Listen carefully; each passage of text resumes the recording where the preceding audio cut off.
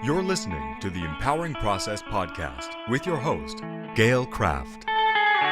Listen as she holds frank discussions around how your purpose, being present, and trusting your power impacts your life. Whether you're an entrepreneur, leader, or developing your vision, you'll find wisdom and insights you can utilize right now. Welcome your host, Gail Kraft.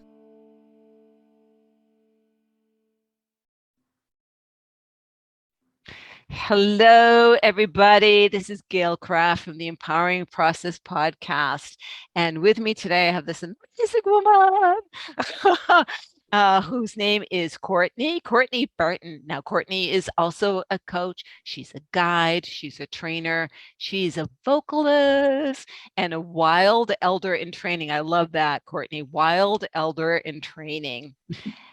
So Courtney is an influential voice, and she creates a space of learning and has a passion for self-inquiry.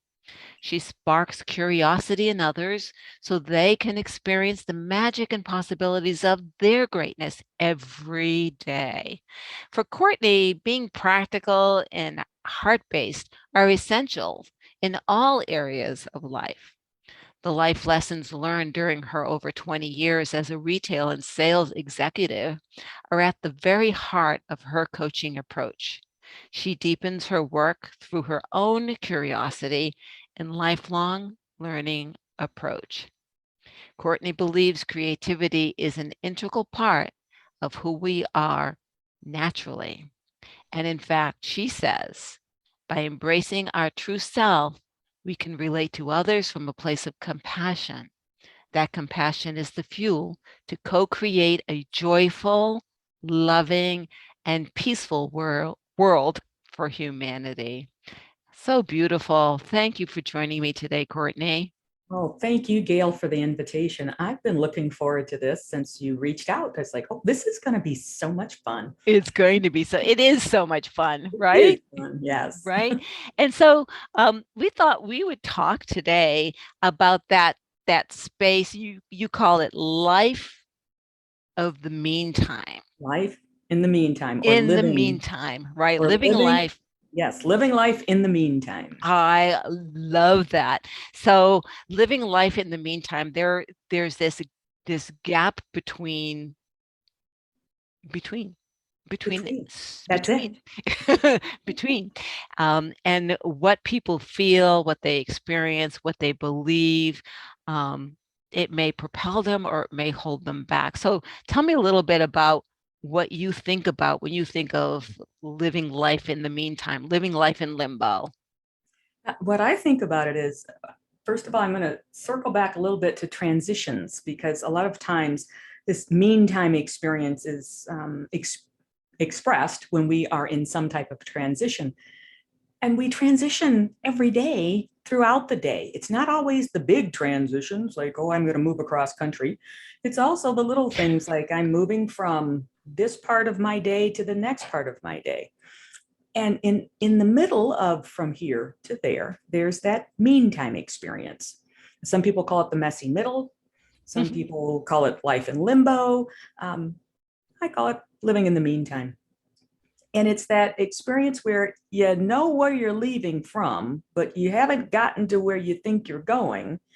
And it could feel like you are in free fall, or sometimes maybe it feels more like you're in mid leap, depending on the emotions that are attached to that leaving process. Right, the fear of leaving that comfortable, I think I'm in control, but at least I'm in a knowing state, to the I don't know what's over on the other side.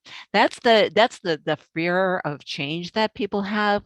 But you're talking about becoming aware that we do this every day, right? And if we become aware and focus on, oh, I'm in that in between stage, we can practice how we feel and how we approach that in between time, so that when the big leap is in front of us, maybe we won't be so afraid.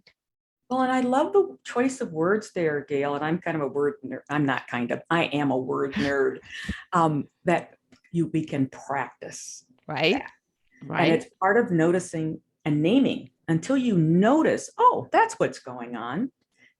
In that instant, you've named it. And then you can say, well, what practice do I want to put around this so that whatever that experience is, I'm empowered in that process. Right. Because I know how to do this because I do it every day. Do it every day. I do it every day. Think about being in the meantime when you wake up in the morning. So there's that period where, you're moving out of sleep, but you're not fully awake yet. And sometimes that's the most inspirational time of your day. That is when you're still connected and aware. Absolutely. And your mind isn't racing. It's still in that state of accepting what's kind of being downloaded or coming forth. My creative time. Yeah. Your creative time. Yeah. I love the practice of before I go to sleep, if there's something I'm noodling through, like I'm not quite sure what to do, I just put that in my brain before I go to sleep. Like, okay, I'm looking for an answer to X. And then I listen for the answer to that in that meantime experience right before I get out of bed. And 9 times out of 10, it's there. And you're like, oh, that's all I got to do. Okay, I'm good. So I actually have my clients do that exercise. So here's what's going on, right? Here's what's really going on with your brain. So you have more than 2, but basically 2 parts of your brain. You've got your conscious mind, which is maybe 5 or 10% of what you do every day, and your subconscious mind, which are the worker bees. And that's really what's driving you every day. Now, when you go to sleep, your subconscious mind goes, woohoo, party, right? And goes running around all the place. But just like any boss, when your conscious mind says, listen, subconscious, you guys ain't going to go partying tonight. I have a question for you. I have something I'm noodling on, and I want you tonight to go find me the answer. That's basically what you're doing, Courtney. And your subconscious mind's going to go, aye, Captain, and go get you the answer, right? And you'll wake up if you pay attention to this flash of awareness of like, oh, it's that simple. Right. Right. So, and I love it. And that's the in between limbo state. Absolutely. Where everything is possible. Right. Well, and that's also where I think when we enter into creative flow, it's a very similar experience for the mind and the heart. Right. I have it happen when I sing sometimes where for a flash of a few bars, I wasn't there. The music came forth. That's what was present. I don't know where I go. It's kind of like going under anesthesia. Sometimes you're like, I wasn't asleep. I don't know where I went. It's that same experience. And when you enter into that part of creative flow, it's amazing. For me as a vocalist, I can feel my body shift. I can feel my lungs opening up in a different way. And I will start to improv because I'm a jazz singer. That's kind of what we do. I'm like, well, I never heard that in that song before. Right. It just comes forward. Right. There's a different expression for me to put forward today. Right. Absolutely. Yeah. So I always have admired the artistic. In fact, I married a jazz drummer, and my best friend was an artist. I mean, because I am unable to express myself that way, but I express myself in dance. Okay, and I can remember. This sticks with me as this is where dance is juicy. I don't stay long at any dance event because I get oversensitized, too much energy, too much going on. And so they call me Cinderella. There she goes. She's grabbing her shoes. She's leaving. And I was getting ready to leave, soaking wet from dancing. And this younger man asked me to dance. And I'm like, oh, heck, I'll have one more dance, right? So that approach of, oh, heck, first of all, was the perfect approach. There was a contemporary song playing, right? And which means there's a huge opportunity for creativity, right? And he and I were in sync. We were in sync with the music. We were in sync with the surrounding dancers. We were in sync with each other. It was thick. Mhm. And when we were done, I looked at him and said, I don't smoke, but I think I need a cigarette. That's awesome. That is awesome. Right? That is free falling. That's free falling. When you embrace it. Absolutely. Right. Absolutely. And when we are in those bigger transitions with in the meantime experiences, and it is an integral part of the transition process. It really is, especially for career seekers, people that are making big changes in life, to linger there and really get the juice of that inquiry. Like, I know this didn't work, and where I'm headed, I'm not sure about. So what's the goodness sitting here? Because when we don't linger there, the appropriate amount of time for what we need, right? We don't make a transition, we just make a change. And you end up back in that loop faster than ever again. And no lesson. And no lesson. And you're like, okay, I changed careers, and I'm speaking from experience, right? I've changed careers. No, I changed jobs. I didn't change careers. I changed job. And a year, 2 years later, it's like, well, this feeling is awfully familiar. And it's like, well, there's only one constant in this conversation, and that would be me. So what do I need to do differently here? Right. Right. And I love that. The common denominator, the constant, you can't get away from yourself. And if you really don't like where you're at, then you need to take a look at, what changes do you need to make? And just little changes. People look, of course, at the big change, and that's overwhelming, and that is scary. And that it was what holds a lot of people back, especially that leap. What they see is this leap that they would have to make into the unknown. But if you just focus on what's going on with me in this minute, in this moment, right now, let me live in it, let me sink into it, let me ask questions about, is this feeling right for me? Right? And like, or is this somebody else's play that I'm supposed to be an actor in? And do I want to be the actor? Do I want to even be in the play? Right? And if the answer is no, where's the exit? Exactly. Right? Yes, I do coach people in career transition, and I really focus on that part before you make the leap. Right. Like, let's really get clear about it. And I love to tell the story, and I teach through parable, but I love to tell people, hey, bottom line is, the grass is not always greener. Sometimes you get over there and you find out it's not even grass, it's astroturf. Right. And it's terrible. And it's terrible. Yeah. And honestly, the saying, the grass is greener on the other side. There is it is a reality-based saying. So apparently, and I've read this somewhere, that if you're in your yard and you look at the other yard, the light angle is different. So the grass looks greener on the other side of the fence. Isn't that crazy? That's crazy. Optics. It's perspective. It's perspective and optics. That's it. Yep. So yes, the grass is greener on the other side if you look at it from this perspective. But if you go to the other side and look at your grass, it looks pretty good. Yeah. Or you find out it's astroturf. I love it. So getting back, we talked about practicing transitions. I had one client in particular that when we got to that leap, just wouldn't take it. Just wouldn't take it. And we would get every time closer and closer, right? And then just wouldn't take it. And the fear and the anxiety that she carried with her was too comfortable for her to let go of. So for some people, they do come to coaching looking to release the pain that they're carrying that's holding them back.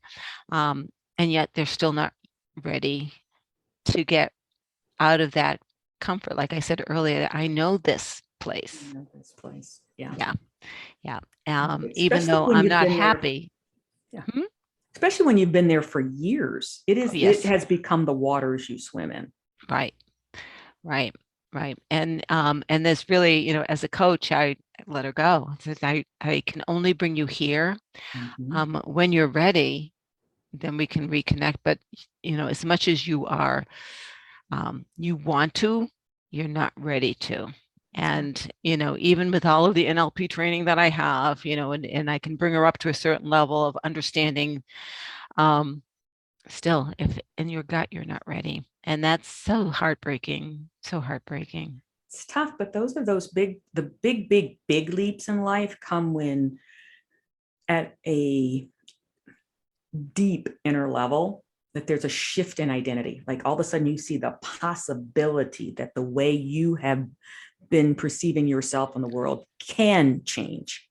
And in that mustard seed, right, that little kernel, I love that's that. when things can actually start to open. But, as coaches, a lot of times we're just trying to get that one seed planted. Right. And that's Right. our job right then, right? Right. Just to And then plant the just seed, hope they nurture it. Right. and Give it's them the up to them. tools. Yep. That's it. Yeah. And so the shift in identity, Yes. that is probably one of the biggest fears. I don't know who I am if I'm not this, right? Mhm. Rather than I'm curious as to who that is. Exactly. If I, Entering that state of curiosity. Exactly. right, Yeah. like who could I be, right? Um, at least one of my experiences, because I've gone through a lot of shifts and transitions in my life. When I tell people what my upbringing is, they can't believe it. Because I was a pretty nasty street kid. It was pretty hardcore, right? Um, but I've gone through, okay, I don't like this part about me. And I started very young. I didn't like my accent. I had a Roxbury Dorchester accent Mhm. that I sounded less intelligent than I am. Mhm. And I wanted to be taken seriously in life. So I worked on that first. I get it. Yeah. Right. Yeah. Right. And so then who was I after that? Mhm. The people that I hung around with, I could verbally no longer relate to. Right. Because we Yeah. didn't even speak the same language anymore.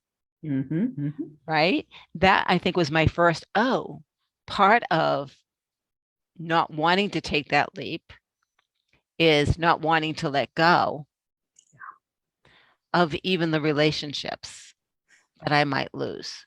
Mhm. Right.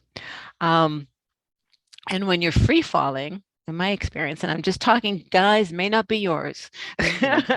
Yep. but my experience when I'm free falling, um, many of those that you would have thought would show up to support are not there. No, it's fascinating when you start making changes in your life and you start to unpeel the layers to find out the true you, the real you, Right? who sta who was only, it was a transactional, and a It lot of was times it's a transaction, transactional relationship. And right? once you acknowledge that, you're like, oh, that's cool. It And worked that's for that okay. time. No It's shame, no perfectly blame. okay. Yep, Nope. no shame, no It's blame. all good. It's all good because we were there for each other during that season, Exactly. and the season is over, Mhm. right? I mean, and they're all dear friends, so many dear friends that we've gone together through some pretty amazing things. But at the other side, our journeys are going now in a different direction. Mhm. That's all. Um, I Yeah, have I a, think, go oh, ahead. go ahead. No, go No. ahead. You think what? I think one of the biggest transitions at the level of identity happens to people, and I experienced it, is when you realize who you are, who you be is not what you do for work. That's a huge one because in our culture, we really do, we put so much emphasis on, oh, tell me what you do. Yeah, tell me who you are. Who you are is, oh, I'm A, X, right? And we put the titles on there, but a lot of times those titles confine us. They And they don't define describe us. who we are. They do not describe who you are. And then it gets hard to make leaps because your identity is tied to that title. And if I'm not this, then what am I? And the question is, well, who am I? Right. And yes, that was such a struggle for me when I became a coach, because I have such a rich background and deep experience that I didn't feel like I was just a coach. Yeah. And not to diminish that, but that's how I felt. And I still don't feel like I'm a coach. I am so much more. And those that I have met who are also coaches through networking, what I just discovered was I'd go to a networking event, there's 6 other coaches there, and I'm like, hey, I'm Gail Kraft, I'm a empowerment coach, and I help people, blah. The next networking event, those coaches are like, hey, I'm Sally Sue, and I'm an empowerment coach, and I help people, blah. And I'm like, no, you're not. So I don't call myself, when I go to those events, I don't call myself a coach anymore. I say I'm a podcaster and I'm a motivational speaker. Go ahead and do that, ladies and gentlemen. Because I also do that. You do right? that too. Right? Yes, that's why I have recently added vocalist to my description, Because that's what you do. It's a key part of who I am. Yes. And talking about transitions, one of the things that I've really struggled with personally is this whole leap into being more visible on social media and those things that one is told to do with all the rules and all that. And this epiphany just happened, and I am about to move into an in the meantime experience because of it. It's like, well, if I'm claiming wild elder in training, what does that mean to embrace the rules? And I just think about that. So then Your I just wild elder has no rules because you are done with them. Exactly. So I just saw this quote, and I would temper it. It says, break the rules, but don't break the law. I'm like, okay, I get that. Maybe. So I'm looking at revamping things like my entire LinkedIn profile so that it's not, I'm a coach and then I Nope. No, it's the all of Courtney. And I do all of these things and they all intertwine because my creativity, I bring that into my coaching and how I do it, but also to draw that piece back to the hearts of my clients. Like, what's your creative expression? I don't have one. What did you like to do as a child? Oh, I like to color. Go get a coloring book. I'm looking at a spirograph. I went and bought myself a spirograph. It was one of my favorite things to do as a little kid. Oh my God, I remember those. Exactly. Kind of like color forms. Oh, we're dating ourselves a little bit. But yeah, there's something about sitting there after a stressful week with colored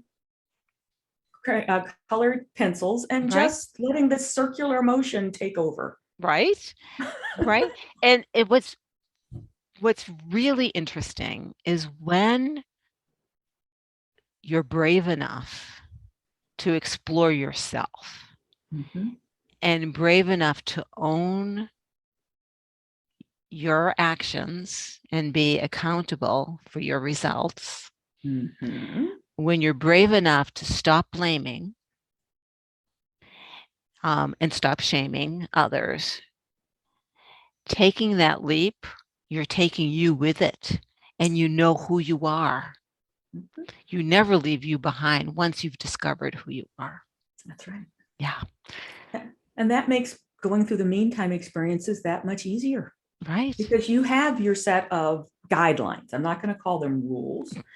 Whether they're because your they change. Values, they change. Whether they're your values as verbs, whether they are the boundaries that you set, whatever those guidelines are for you to make sure that you always take care of you. Right. And you will always question your motivation. Absolutely. What's my intention? Again, that's one of my favorite things to do. I always wonder what people's intentions are when we talk about social media. Why did you put that out there? What were you trying to achieve? I mean, other than spilling your anger and your guts or your frustration out so others can join you. What's the intention of that? What do you gain from that? What are you causing from that? Do you even ask those questions? Right. Learning to be curious about your intentions and potential outcome. As a recovering business person, and I always say recovering because it always comes back to me. One of the things I was a project manager, and I would say, how do I know I'm done? What is it that I'm delivering to you that I know I'm done? And I've had customers say, I don't know. And I would say, I can't do it for you then. Or you have a lot of priorities for me to work on. I need you to force rank them. They were all important, Gail. Well, then they're not important. Exactly. I can't do them all with limited resources. Right? Those are unaware leaders in very powerful positions, I will tell you. Well, and I love the fact, and this is another thing I encourage people to do in the meantime, is this is a perfect opportunity to practice making empowered requests of what you need. Clarify those things. It happens frequently in the workplace. We use phrases like bring it to the next level. What does that mean? My next level and your next level may be two different things. Right. And bring it to the next level. Am I not working hard enough for you? I don't know what this means. Right. I had an interview once and there was language like that being used. And I thought, I could repeat the patterns and yeah, I can do that. Not having a clue what it means. Or I could stop in this moment and get clarity before I make the decision to take this position. Right. And I said, okay, I need to know, because I don't know this industry as well as I do others. It's 3 years from now. I have met or exceeded your expectations. We are standing in this location. I've done everything and more. Tell me what we're experiencing. And it stopped that senior executive in their tracks. Right. Because he was like, whoa. Right. No one asked. Think about what that would look like. And I said, I'm not asking you to tell me what my job is, but I just want to know what you think that the customer in this location would be experiencing. Right. So then I tried to make it as visceral as possible for him. And we actually took a virtual tour of the store in our conversation for me to get clarity on what he wanted. Because then I knew what the real expectations were. Right. You know what it looks like when you're done. Because how do you know you're finished? Right. And that's another integral part about surviving the leap, the in-between. Yes. Right.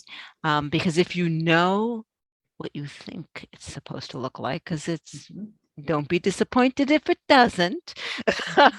Right. Don't hang on to that vision too hard, because it might be even more beautiful after you take the leap, if you allow it to be. That's another thing that I work on, is expectations. Yes. Right. We all have expectations, whether we admit it or not. And are they expressed? Are you saying to someone, this is important to me, this is what I would like from you, and give them the opportunity to say, you're not going to get it, that's not who I am. Right. Or, this is the outcome that I expect, but with the flexibility, but I'm okay if I get something different. Right. Or better, to your point. Or better. Exactly. One of the things I did, I crewed, motivational speakers and stuff. And this particular training was called Guerrilla Business School. Right. Because, we're going to come out there, guerrilla business people. But one of the things I liked from that training was a different way of approaching negotiating. And, when you sit down at the table, you basically say, hey, so you know something, Courtney, I really want to sit down and work a collaboration with you. But before we start, when we're finished, here is what I expect. I expect me to know blah, blah, blah. I expect you to know blah, blah, blah. And I expect it to be at this price range. If we can't get there, then the other pieces that we can negotiate is just a waste of our time. Are you okay with that being our outcome? Yeah, that's perfect. Bam. Clear expectations, right? Clear boundaries. Right. And frankly, in the long run, you're not wasting somebody's time. Right. And they can sit right there and go, well, no, Gail, this, and this doesn't work for me. And then I can say, oh, thank you for your time. That's it. I'm going to find someone who that is okay with. Right. And usually it is okay. It's okay. Right. Because the mere fact that you set clear expectations gives the other person comfort that there's not going to be project creep. There's going to be clear boundaries and that you're a straight shooter. Right. And the right people, like, oh, thank God. Right. Right. Appreciate you. Right. None of this BS. And that, again, when we're talking about whether you're a salesperson, whether you're, a business person, a manager, whether you're, one of the cogs in the wheel, which is just as important, you are going to go through transitions and you are going to go through negotiation. You're going to negotiate your review. You're going to negotiate your raise. You're going to negotiate your next job interview, right? Be very, very clear that you're going through a transition. Explore your feelings, explore what's going on, but be very clear and very specific about your expectations, right? And know that whatever comes back is not personal. It's not personal. It's not personal. It's not personal.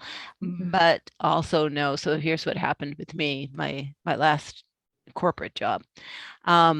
What came back was exactly what I wanted to come back, but when I took the job, it was not at all. Right. And I should have left. Yep. And I didn't have the fear of the in-between. Right.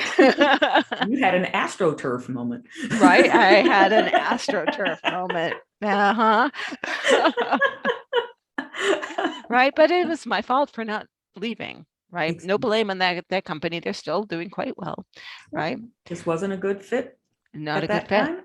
That's all. That's all. And that's another thing. It's okay. There's no blame. Okay. There's no blame. No. This is a little off topic, but it reminds me of the fact that I look back and I think about all the managers and people that I had in my corporate career. And then I look at myself as a manager and I look back now and it's hard to realize. And this is one of those kind of in the meantime experiences for me as I reconcile this. That it's hard to realize that there are some people that think I was the worst manager they ever had. And there are some people that think I was the best manager they ever had. And I hate to use the word manager, but that's the terms that we use. Leader, whatever. Leader, whatever, right? You manage projects and resources, you lead people. Right. But I realize part of that is to give myself the grace that was an evolution. And that in general, we're not trained to be leaders. Oh, I had some fantastic mentors. I was so fortunate. I will tell you. So here is, and every time I developed a team, I always had managers come to me with resources they couldn't handle and asked if I would take them on. Always said yes. And they always succeeded. Right. I always had the team that someone else wanted. Right? Why? Because it wasn't about me. It was about them. It was always about what do they need from me so they are trained and they can do their job and they know what to expect every day. What do they need from me? And they got it. And I realized this gift when I was managing in that company, that last company. And last minute, it was like on a Tuesday, I was told I had to put together a presentation by Friday by this VP. And I didn't have time to do this stuff. And the very next meeting was with a couple of my project managers, and I was, giving them direction as to where they were going to go and what they were going to be doing in the projects that they were on. And I mentioned, I won't be there because I need to focus on this. And one of my staff said, let me pull it together for you. Mm-hmm. Mm-hmm. And I said, you have your own goals that you need to achieve. She says, I got it covered. Let me do this for you. Mm-hmm. Holy shit. She did an amazing job. That's the team that operated like that is the team that I would say most of them would say I was a good manager, right?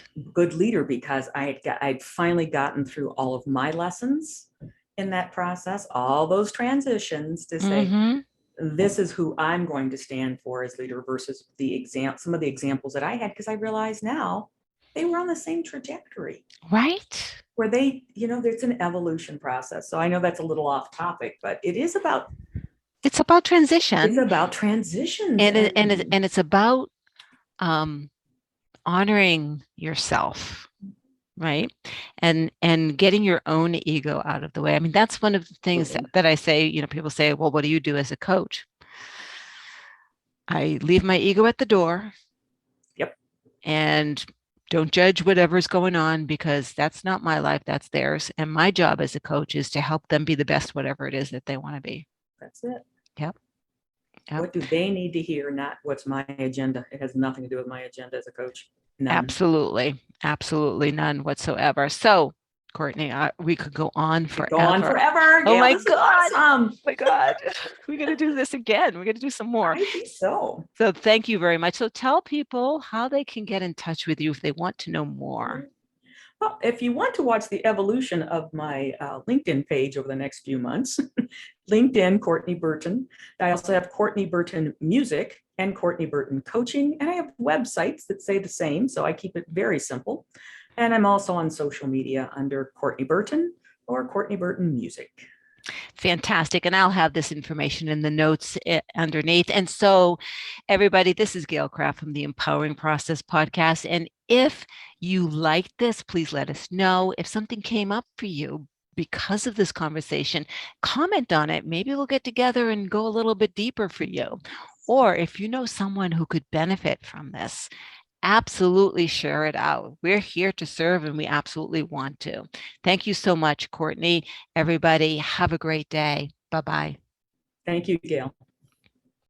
Thank you for listening to the Empowering Process podcast.